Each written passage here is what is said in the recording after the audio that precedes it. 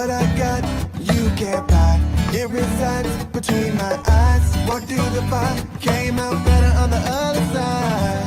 See, life's like a beach if you find the sand. And right now, I'm feeling like 100 grand. You are listening to Inspired Insider with your host, Dr. Jeremy Wise. Dr. Jeremy Wise here, founder of InspiredInsider.com, where I talk with inspirational entrepreneurs and leaders. Today is no different. I have Vivian Gonzalez. You can check them out at parkcapitalsearch.com. And Vivian, before I formally introduce you, I always like to point out other episodes of the podcast people should check out. Since it's part of the top private equity series, I have to mention Keith Burns. Keith Burns, big shout out to Keith Burns and what he does. That's how we met. You'll talk a little bit about how you met Keith, but he talked about building enduring businesses. And Keith discusses how he grew one of the largest medical physics company in the U.S., shares lessons from teaching entrepreneurship at the University of Chicago, and much more. There's another one, Lou Sokolovsky, mastering M&A networking and deal making. Actually, he may be a good person for you to know, Vivian. That was an interesting episode. Great. And then Pete Cunningham, he's more the engine behind growing healthcare clinics. He grew one healthcare kind of conglomerate from 9 to 60 healthcare clinics with his marketing, and they're usually PE backed, and they want to put some marketing dollars behind it, and specifically in healthcare. So that was a great interview as well. Check out more on inspiredinsider.com.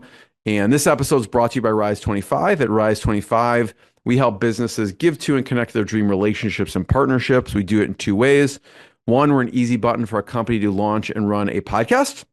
We do the strategy, accountability, and the full execution and production. Number two, we're an easy button for a company's gifting. And we make gifting and staying top of mind for your clients, partners, prospects. You know, Vivi, we find even people send it to their staff from a culture perspective. All you have to do is give us a list of your addresses and we'll do everything else. So we kind of call ourselves the magic elves that run in the background to make it stress-free and easy for a company to build amazing relationships. And I've found no better way over the past decade to, one, profile the relationships I have and share with the world that they're working on the podcast and send them sweet treats in the mail. So check everything out at rise25.com or email support@rise25.com. I am super excited to introduce Vivian Gonzalez, the president and founder of Park Capital Search. Park Capital Search is a nationally recognized executive search firm serving private equity-backed and Fortune 100 companies. She's a leader known for delivering high-impact executive placements and championing diverse leadership across industries. She's also a facilitator member of Chief, which is a private membership network focused on supporting women leaders. And we're going to talk about her mission success cycle as well. Vivian, thanks for joining me. Jeremy, thank you for having me. And additional shout out to Keith Burns, fantastic human, present dad, and successful CEO. So I can't say enough great things about him. You worked with Keith professionally. Did. That's part of what we do and why my job is so much fun. He was my client. He was the CEO, had recently gone through partnering with private equity. It was his first experience. And we got to know each other just from, educating on why private equity is a great partner and, how to manage that partnership and leverage it. And that's really part of what makes this so different here is we're not just representing the private equity sponsors. We really care about collaborating with the founders and making sure that they feel heard and they're a part of that long-term goal. I know one thing you do, you come in, private equity, they want to build out a broader team. They want to grow. So I feel like you may get a set of questions from private equity, and then you come on and you get a whole set of questions from the maybe founders, CEOs. Okay. So maybe let's start with private equity. Before they bring you on, what kind of questions are they asking you to see if it's a fit? Sure. So, private equity sponsors, they're all different. They have a different approach.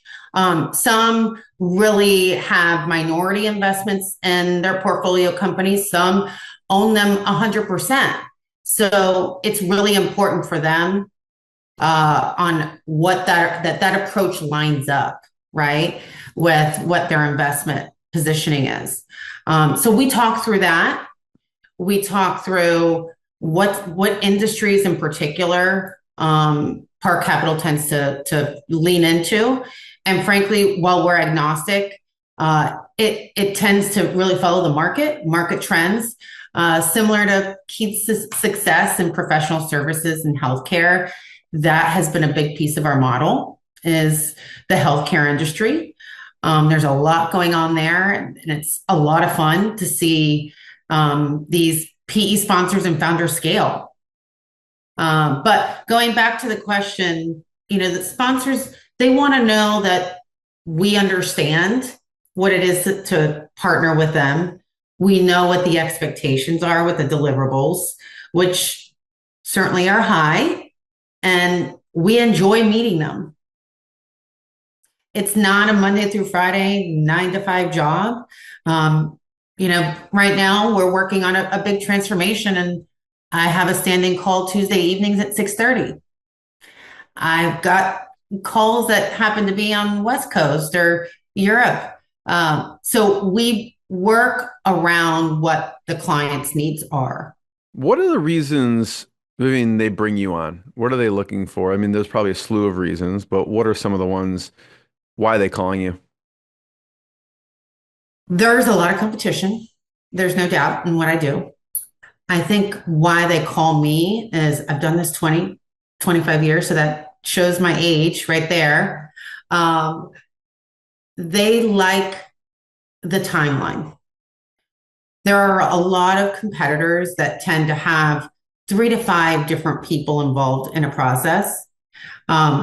Most of them have their front-facing person being someone like me. And then the rest of them are these young new grads.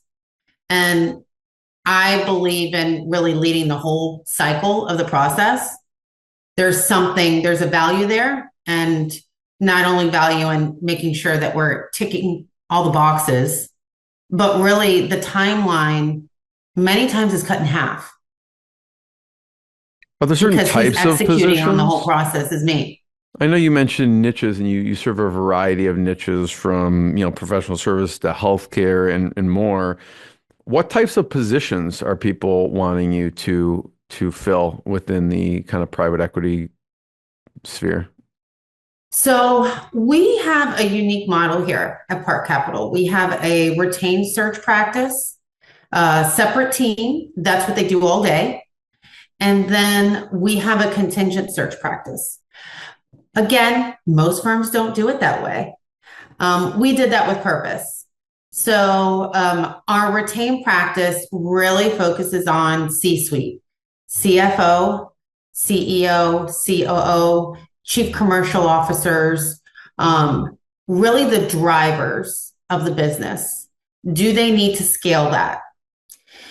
And then we got to a point where we realized, it's wonderful to scale and build the C-suite, but then we want to make sure that they're successful in their roles. How can we help and lean into them? We place them. So we keep that relationship going and really bridge the gap and passing the relationship to our contingent team.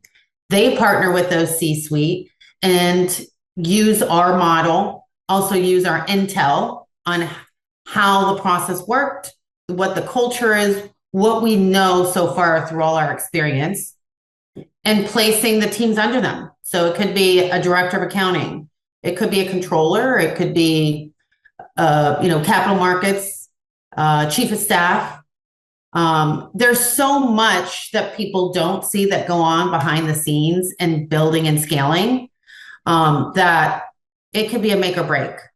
So we try to make it smooth, easy, and collaborative. I know you've been doing this a long time. What made you decide to launch your own? My husband teases me all the time and tells me that I needed to have training wheels, and now the training wheels, I've taken them off. And he's right. What I did this for 20 years working for other companies, top performer in those companies, but never really had any form of equity or ownership. And I felt like that was missing. So my kids were in high school, and I said to myself, I've got to take the leap now or never. I did.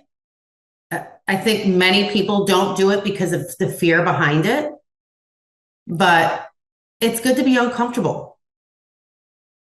So I got uncomfortable, and now I'm in a position where I tell myself every day, why didn't I do it sooner? Why didn't I bet on myself sooner? What's been you are a competitive person, okay? And I'd like to talk your background's pretty incredible. As a competitive gymnast, one of those moments, because you take that same thing with obviously what you do at Park Capital Search. So talk about one of the things you had to overcome as a competitive gymnast, because I know you had a slew of injuries. I did. You know, what people don't know, and Jeremy, I'm sure you probably don't know yourself, is my parents put me in gymnastics with purpose. I was 6 years old at the time, and they had just found out I was deaf in one of my ears. So I can only hear out of one ear. And at that time, doctors said, we need to put her in a special school. And my parents just refused. So they decided, if we put you in a sport, you'll learn what you're weak in and what you're strong in. And then maybe that will really be a parallel to what you deal with every day. So as a gymnast, a lot of it is mind. It's psychology.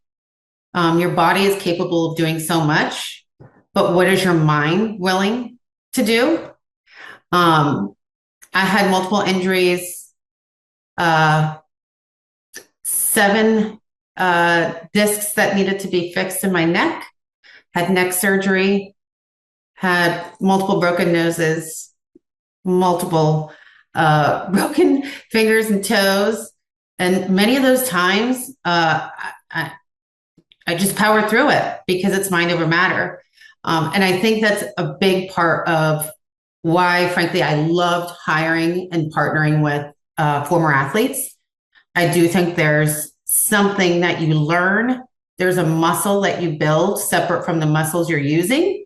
And that, whatever athletic positioning it is, you've got to learn that mind over matter.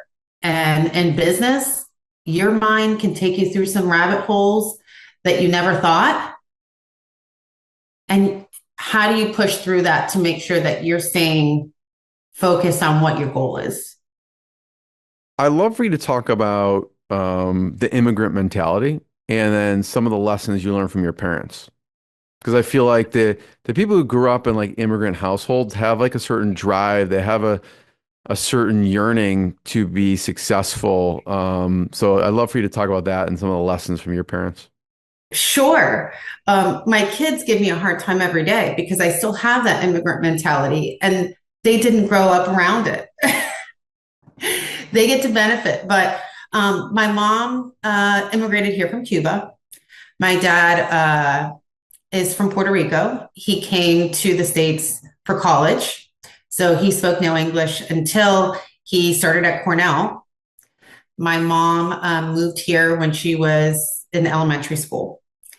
And so they started with nothing.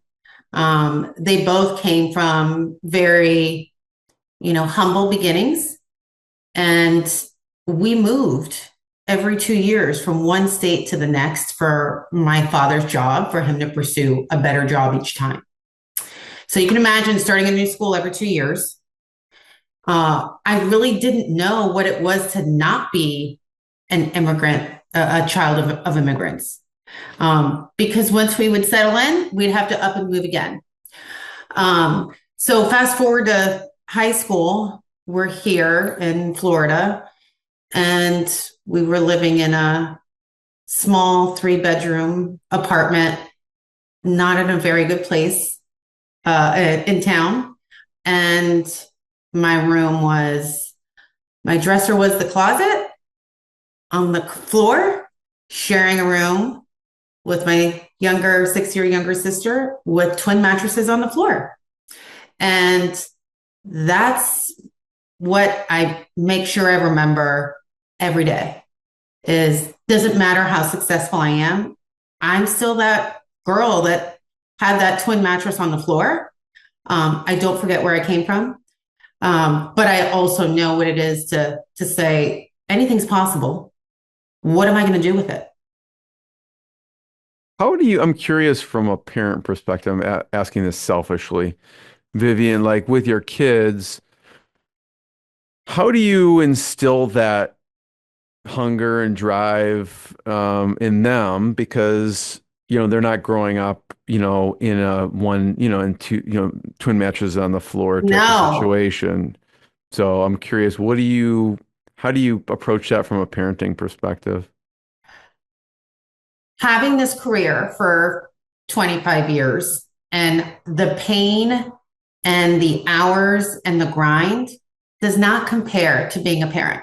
I always say it's the hardest job anyone will ever have. So what we try to do is really keep them grounded, which can be challenging, and instill grit. It's that grit, you can go on to so many different TED Talks. There's some amazing ones out there just around data related to analyzing students in high school and through college and then into their professional lives that grew up with grit, having that tenacity, and those that didn't, that simply just had perhaps a high IQ. Those with the grit always beat out the IQ. And that's what we really work to instill in our kids is, yes, you need to get the grades, but so does everyone else around you. So I lean into that Robert Frost poem of The Road Less Traveled. It's the grit that takes you through the road less traveled. And that's what's going to get you to where you want to go. Yeah, there's a really good book by Angela Duckworth. It is called Yes. Grit, and I think she's got a TED Talk as well. And I think you kind of hit on it with your sports journey. Like certain activities and things tend to build grit, right? Like someone's in a sport, you have to push through some injuries sometimes. You have to deal with competitions. There's a lot there. I'm curious for you growing up and then through high school, like at that point, what did you want to be when you grew up at that point? Didn't know what I wanted to be. And I think a lot of kids are in that position today. You look at even the millennials that are competing for a spot, and there aren't as many spots for them. What are they going to do, and what do they want to be when they grow up? What I did know was I was going to work and grind at whatever it was because I wanted to have more. I wanted to be more. I'm a big believer in the book, The Purpose Driven Life. And really, you may not always know what your purpose is, but if you have that mindset in everything you do, eventually that purpose comes to you. So I didn't have a roadmap. I don't know, frankly, that a lot of people have a roadmap in my industry that say, I'm going to grow up one day and I'm going to be, an executive recruiter. They tend to fall into it. I didn't know if you were like, oh, I'm going to be an Olympian gymnast or something. I don't know. Maybe that's what you wanted to do at that point in your life. Well, coming from immigrant parents, of course, they want to have a doctor and a lawyer in every house. So my brother became a dentist. I actually did go to law school, but after a semester, I was 19, I had finished college early, wrapped that up in about 2.5 years, because I wanted to get out there and I didn't want to have to pay more tuition bills. So I went to law school at 19. I lasted a semester and said, this is not for me. I like to talk too much and read less. And so it was just sitting down and really going through that analysis of what would I be happy doing for the long term, not what's going to make me the most money. Because when people do that, it doesn't get them to where they think it's going to go. I'm curious, Vivian, some of your favorite books. We mentioned Grit by Angela Duckworth. You mentioned Purpose Driven Life. Are there any other favorites, you know, business wise or life wise that you recommend? I have read almost every single book Oprah Winfrey has put out. Fascinated with her mindset and really looking, if you look at where she came from, right? Perfect example of someone that had to really build, didn't have necessarily a plan of getting to where she has gotten to, but took every opportunity to say, if there's a mistake or if there was a pitfall in my life, how can I turn this into a learning moment and success? And I really envy that mindset. I think if people think that way, it will lead to a much more positive outlook, even when that you have those days where you're grinding it and you're exhausted and you're struggling. So would highly recommend, I think she's put out about 4 different books. I've read them all. It's funny you say that because I think I have over 600 books in my Audible and I have not listened to one on Oprah. So Oh my as soon as gosh. this is over, I'm gonna go get a few of these on my Audible. So I appreciate you sharing that. It's a must read. You know, I'd love to highlight a little bit more, a couple examples here. Just so I and people can understand, you know, how it works, Park Capital Search works. And there was a CFO. And the CFO was afraid to make a move. Can you talk about how that worked? Yes. So, you know, what I love about what we do is we stay in touch with our CFOs and anybody that we place. We stay in touch with them. We get to know them, their families. We see their growth. I had great story. VP of Finance was ready. Really, he felt like he had been stuck in that title for years. How did he find Very you talented. originally? Like, how did you connect? How Do did you I remember? connect with him? Yeah. He came referred to me. And so many So of he was our saying, candidates "Oh, and I need to make a clients, change," and he's maybe telling someone I need to make a change, and then they're like, "Oh, you got to talk to Vivian." yes, I that's got you. exactly how it happens. And truly, it happens very often in that way. And to us, that is why it's so important that we deliver and we deliver in a unique way that people will remember us. So this particular scenario, this VP of Finance was talking to a friend and said, "Hey, you need to talk to Vivian. She's the person to talk to." So he picked up the phone, called me, said, "So and so had suggested I need to talk to you." I remember that person. Um, we had a great conversation over the phone. And he shared, he said, "You know, I've been stuck in this spot as a VP of Finance. I don't know how to break out. I've, in essence, been doing the CFO responsibilities without the title. And I'm ready. What do I do?" And so, you know, I like to share different directions for people because it's really needs to be based on their current one, their personal life. Are their kids young? Are their kids out of school? When they're in college and you've got the freedom, you can take on a role that requires a lot of travel. Why not? In his scenario, his kids were in middle school at the time, and he has 2 kids, and his wife wanted to see him every night. So I had said to him, "You need to look at private equity.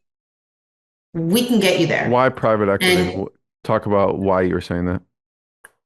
for him in particular, he had seen a lot of things, meaning he had seen companies go through transactions, go through sales.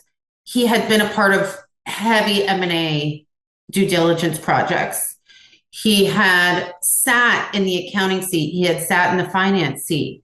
He had been a part of rebuilds, but he didn't know how to put all that experience together, package it, and position himself. And frankly, there are a lot of really successful people out there that don't know or don't like talking about themselves, me included. I'm forcing you with this, yeah. I know. And so, anyhow, I had said to him, I happen to have a key, well-known brand. It was an e-commerce retail brand. I can say it was part of Margaritaville in one way, shape, or form. Private equity backed. The CEO needs a right hand, but they don't want this very big wig CFO that just wants to delegate. They want someone that's humble enough to say, I'm going to build something and I know how to do it. And he got the job. He got the job and he beat out quite a few other CFOs. We were retained on the search, of course. And some of these other CFOs had already gone through multiple private equity transactions, but he was the right fit. He had great chemistry with the CEO. He was willing to grind it. He was willing to build. And that was about 10 years ago. So today he's on his second private equity backed CFO role. I ran into him recently and he said, I'll never forget you. We're positioning for an exit and it's going to be a 7-figure exit for me. Thank you. Thank you for giving me the nudge. So those, I get goosebumps because those are the stories that really make my job exciting and fun. Is that common, Vivian? Like for an executive, do they a lot of times get equity, or does it just depend on the scenario? Is there like a common practice? Sometimes it's almost like nails on a chalkboard for me, because there are so many times that I'll talk to a C-suite, whether it's a CEO, CFO, and they'll tell me, it was my first time working in private equity and I didn't know. I negotiated my own package and I don't have any equity. And that's where the value comes in from a candidate perspective, is not being afraid to say, I need someone that will represent me and will look out for my most equitable best interests, and still aligning with what the business needs. So not always do they get equity, but if you're going to work to build and double a company's revenue in 3 years and take it from $100 to $200 million company, or, $500 million to $750, $800 million, which is really what the expectations tend to be, you're going to be working some really heavy hours. I always equate it to sitting in the president's seat of the United States. You look at when the president starts to when the end of his term is, they've got a lot more gray hair. I think there was some before and after for Obama, and he looked like 40 years older or something in the picture. They always have a few more gray hairs. Yeah. And that is truly what it is to sit in the C-suite and work with private equity. You're going to end up with quite a few more gray hairs at the end of it. And you should be compensated for it. Or no hair. Or no hair. You never know. What are some other big mistakes people make? You mentioned maybe people are negotiating their own package. They don't get equity. They don't even ask for it. What are some other mistakes that you see? A key mistake I see on both sides, on the client, from a founder perspective, and not speaking for the PE sponsors, but there are frankly some PE sponsors out there. They're smaller cap. They're new. They don't know. One of the biggest mistakes that are made are There aren't true tactical initiatives that are communicated during the interview process. So, from a candidate perspective, they're accepting a role and they don't know what the expectations are. They're just going off of conversation. From the founder's perspective or PE sponsor, it's so important to be honest with that C suite that you're getting ready to hire. You're going to put a lot of dollars in front of them, not to mention, the optics within the company. So you want to make sure that you're really being thoughtful in how you're expressing what the expectation is going to be. Frankly, I think That's that goes across every industry, right? right. Really for any company, but it's funny how many times people forget. They get caught up in the dating romance of the process. They'll get excited about someone. There's great chemistry, but once they get in the spot, can they really deliver at the level that the sponsor is asking? And that's a big component of the CEO. You've got to make sure your C-suite is capable. There was another situation that involved the public company. Can you talk about that? So that one's a very recent one. Large public company, also extremely well-known brand globally. Majority owner is a private equity sponsor. Uniquely, private equity sponsor came recommended by a board member to me. And they called me up and said, hey, such and such a board member says, I need to work with you. You're the person. We've worked with the Shreks in the past, and half the time it doesn't work. So we want to see what's all the excitement about here. We have been in a 6-month transformational project with this public company and rebuilding their C-suite. And they happen to need a head of global tax. It was a really cool and exciting scenario in that they wanted an up-and-comer. They wanted an up-and-comer because one, from a competitive perspective, they knew they wouldn't be able to compete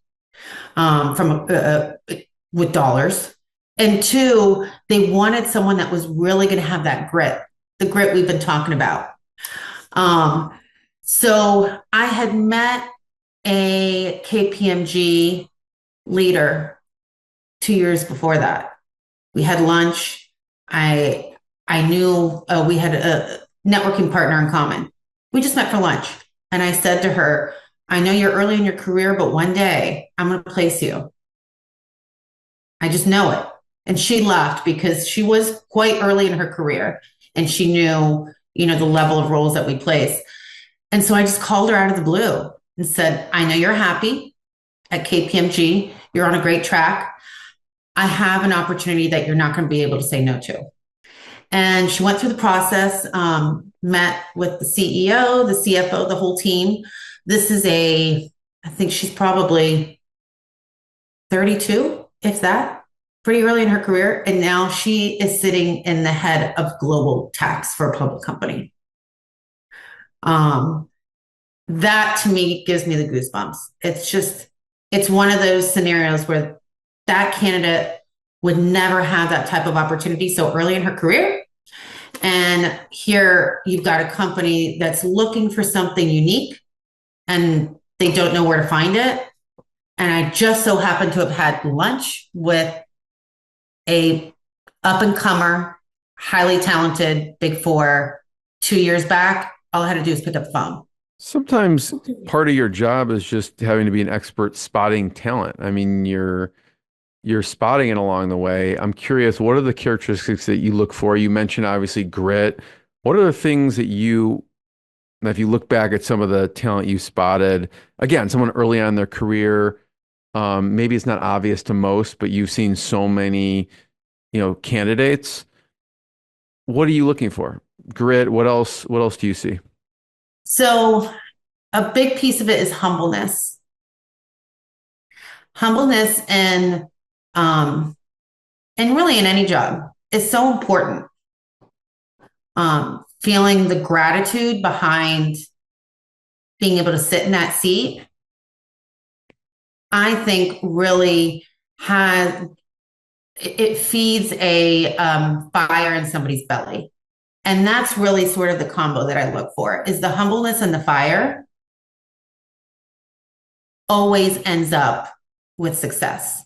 So I think doing this 25 years have seen it happen many a times where, I've spoken to someone or someone has come referred and said, I know I'm too early in my career. You can't help me, but can you give me advice? And today they're What advice do you give them? CFO. I had a Pulte Homes.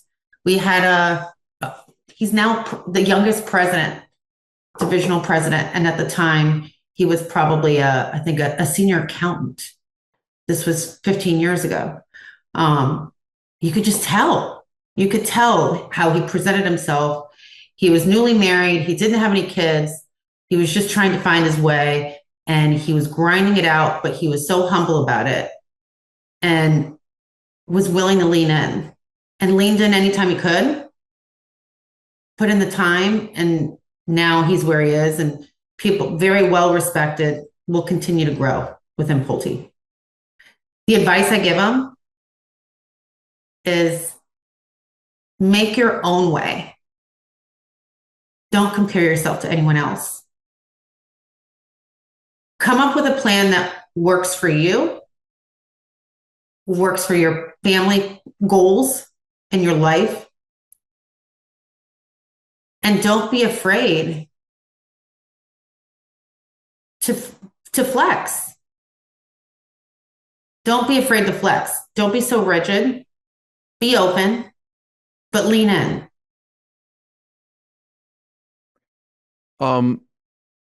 Vivian, thank you. I really appreciate you sharing your journey, your stories. My last question is just, you mentioned success. I like to talk about how you define and think about the success cycle, which is kind of a mission putting out in the world, and highlighting different, leaders and thoughts. What does the success cycle mean to you?